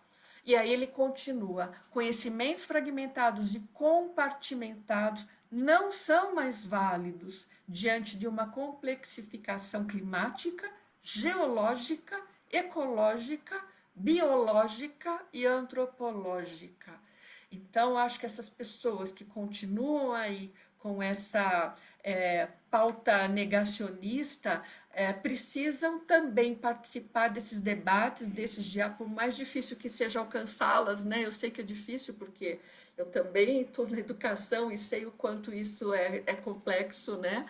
Mas acho que a gente precisa também alcançá-las, ouvi-las e trazê-las para o debate, para que a gente possa, de fato, pensar nesses conhecimentos numa outra perspectiva, né? E aí, quais são as temáticas, né, que a gente poderia trazer para a educação? Aí, de novo, tanto faz se a educação básica, se é ensino superior, se é pós-graduação e qual é o curso. é necessário falar sobre esse modo de produção e de consumo. Tem um documentário, é, eu não lembro o nome, mas eu não sei se alguém aqui assistiu, não sei o que consumista, como é que é o nome daquele documentário? Daqui a pouco eu lembro. É um documentário que fala sobre o consumismo exacerbado, que eu acho que assim, por exemplo, esta é uma ação de pegar esse documentário, levar para a sala de aula, né? Assistir um trecho com os alunos e colocar em discussão. Então, como é que a gente muda? Quais são as nossas ações? Essa é uma delas, né? De a gente pegar um filme, de a gente pegar um documentário, de a gente pegar um trecho de alguma notícia, de alguma reportagem e levar para discussão. Então, acho que a gente precisa discutir esse modo de produção e consumo, esse consumismo exacerbado, essa indústria da moda. Tem uma pesquisa interessantíssima que foi feita por uma doutoranda sobre aquilo que as crianças usam que tem a ver com o que está na moda. Então, você tem lá a mochilinha do tal personagem, o estojinho da outra personagem, o tênis não sei de quem. E aí ela foi para frente de uma escola pública, porque essas coisas custam caro. Então, não são todas as crianças que podem ter esse tipo de produto, digamos assim, né? Porque custam caro. E aí a indústria da falsificação, aí ela foi identificando, né, a indústria da falsificação. O quanto as crianças, muitas crianças que já eram maiores, sabiam que aquilo era falsificado, mas era o que era possível a mãe comprar, o pai comprar, entendeu? E aí elas queriam a satisfação de ter aquele produto. Então, veja, o que essa indústria da moda, daquilo que está sendo veiculado junto às crianças, o que faz com a cabeça dessa criança, o que faz com a vida dessa família, né? Que precisa ir lá e, bom, eu não tenho dinheiro para comprar o original, eu vou lá, compro um falsificado e vamos embora, e a criança fica satisfeita. Então, como que isto... Também tem um filme do Instituto Alana que se chama Criança, a Alma do Negócio. É também um filme curtinho que vai falando sobre isso. Então, o quanto isto é incutido na cabeça das crianças, que elas têm que consumir e consumir e consumir e consumir. Então, isso tem que estar na escola, isso tem que ser problematizado, né? A questão dos combustíveis fósseis, que muita gente nem faz ideia do que seja, né?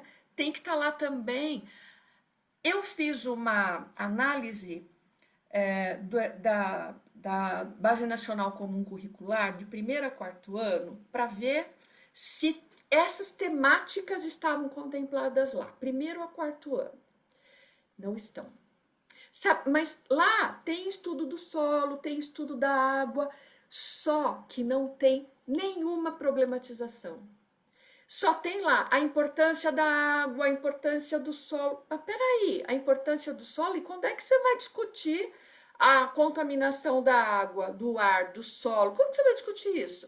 Não pode discutir com criança de primeiro a quarto ano? Não só pode como deve, né? Então, veja, isso aqui fica aquela coisa simplista, né? Eu vou afastar das crianças essas temáticas que me parecem complexas, porque elas não vão conseguir entender. Muito pelo contrário. É desde da primeira infância que eu preciso problematizar isso. Que elas precisam compreender por que que na porta da casa delas tem inundação, né? Por que que na casa delas tá com problema de água, não temos água, não tem água potável, e por aí vai. Então não dá para a gente deixar essa temática entendendo que não, eles não têm capacidade de compreensão. É a vida cotidiana deles, inclusive, né? Questão das garrafas PET, dos descartáveis, o quanto esses plásticos chegam nos mares e nos oceanos, e foi encontrado microplástico no corpo humano. Então, a questão da alimentação saudável, que às vezes se discute na escola, mas não discute o desperdício, não discute a fome, né? A questão do racismo. Quando eu fui olhar a Base Nacional Curricular de 1º a 4º, não se fala em racismo, em preconceito, em misoginia, desigualdade. Não tem essa temática lá. Então a gente precisa, de novo, né? Como eu estava falando aqui com o Luiz Henrique, precisa questionar, né? Então a gente vê um monte de, vimos, né? Quando foi lançada a Base Nacional Comum Curricular, um monte de cursinho, como colocar a base na sua escola, como fazer, mas ninguém problematiza, né? Então essas temáticas elas precisam estar lá, precisam ser problematizadas. As redes sociais, crianças usam rede social o tempo todo. Como é que a gente traz essa temática para dentro da... mas isso não tem nada a ver com a emergência climática. Tem tudo a ver, né? Tem tudo a ver, porque é ali que elas começam a ser educadas, entre aspas, para serem consumistas, para admirarem, né, os youtubers da vida, né, as crianças que são usadas, né, que muitas vezes elas nem sabem que são usadas na internet, né? A questão das notícias falsas, da manipulação de informação. Quer dizer, são temáticas que a gente precisa colocar na educação. E ações no âmbito... Sim. Roberto, eu preciso te dar um alerta. 10 minutinhos para encerrar, por favor. Já estou sabendo. E se alguém quiser falar também, você pode me avisar. Tá Bom, as ações. Precisamos reorganizar os espaços escolares com mais áreas verdes, criar pátios verdes e frescos. Precisamos pensar em energia solar nas escolas. Precisamos pensar em isolamento térmico, em aproveitamento de água pluvial, e redução, reaproveitamento e reciclagem daquilo que é usado na escola. Parar de usar tanto EVA, tanto papel, enfim. Fazer com que essas crianças tenham mais contato com árvores. Eu estou falando criança, mas não só crianças, né? Árvores, plantas, animais. Mas sim, as crianças também elas precisam se encantar com tudo isso, né? Preciso estabelecer uma relação do currículo com o território. Preciso vivenciar ambientes democráticos, fazer com que as crianças participem das decisões, né? Dentro das possibilidades delas. O ambiente respeitoso, o ambiente participativo. Preciso ter uma estrutura das escolas adequadas, com computadores, com internet. Preciso investir na formação dos professores e dos profissionais, não apenas dos professores, mas também dos demais profissionais da educação. Então, só para resumir pensamento de Edgar Morin, ecologizar o pensamento, a transdisciplinaridade, a ideia do Homo sapiens, somos seres biológicos, históricos, culturais, sociais, e uma educação para o futuro que permita a leitura de mundo, que desvela propósitos, intencionalidades, causas, consequências, que provoque a reflexões sobre riscos e incertezas, que problematiza o modelo de produção e consumo, tendo em vista o cuidado ético com a vida. Portanto, como diz Morin, a responsabilidade é coletiva e o nosso compromisso ético. Devemos relacionar a ética da compreensão entre as pessoas com a ética da era planetária, que pede a mundialização da compreensão. A única verdadeira mundialização que estaria a serviço do gênero humano é a da compreensão, da solidariedade intelectual e moral da humanidade. Esse está no livro do Edgar Morin, sobre os 7 saberes, né? E aqui eu deixei páginas indicadas, eu sempre faço isso porque eu acho que a gente precisa ter informações em fontes confiáveis.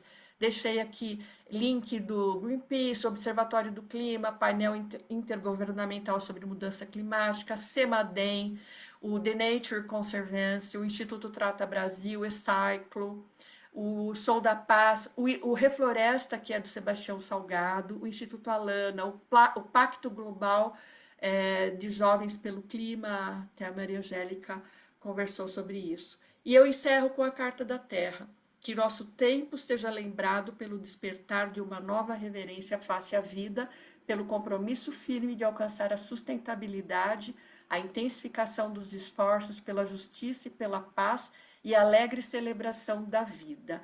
Essa é a Carta da Terra e eu desejo que todos nós tenhamos orelhas bem verdinhas. Aqui estão as referências e o CEP Edgar Morin agradece a participação de todas e todos vocês. Muito, muito, muito obrigada. Então, chegamos ao final da nossa jornada de hoje. Percorremos um caminho que nos levou, né, das eras geológicas à urgência das crises humanitárias, passando pela complexidade do conhecimento e a necessidade de uma ética global. Quero convidá-los agora a um último momento de reflexão para vocês levarem para casa, né?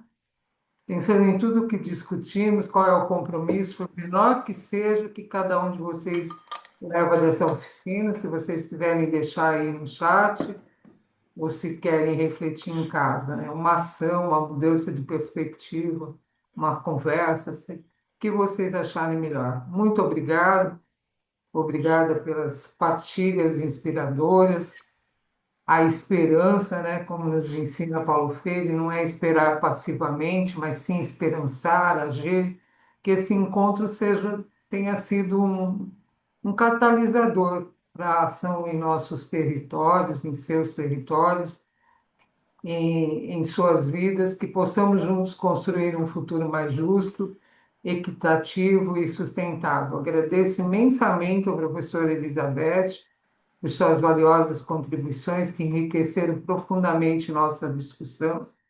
E agradecemos também à Secretaria de Cultura, Economia e Indústria Criativas do Estado de São Paulo e a todos vocês que participaram desse encontro, contribuindo com perguntas, ideias e perspectivas.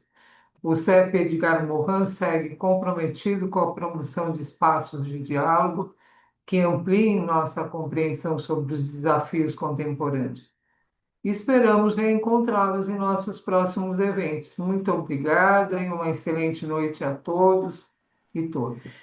E se quiserem abrir a câmera para a gente fazer um print de tela, seria Também. Só legal. queria dar mais um Quem recadinho. quiser. Permaneçam conosco e nos sigam pelo site, pelas redes sociais para acompanhar as novidades e atividades desse semestre. Serão todos os meses, todo mês vai ter novidade aqui. Participem da nossa comunidade do CEP, como foi colocado aí no chat para vocês, no WhatsApp, o link foi colocado. Aqueles que quiserem também se associar ao CEP Edgar Morin como pesquisador, falem conosco quando desejarem. O CEP é a casa de todos nós, tá? Então, venham conosco, participem conosco. Muito obrigada e até a próxima.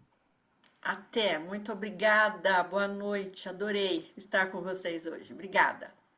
Boa noite.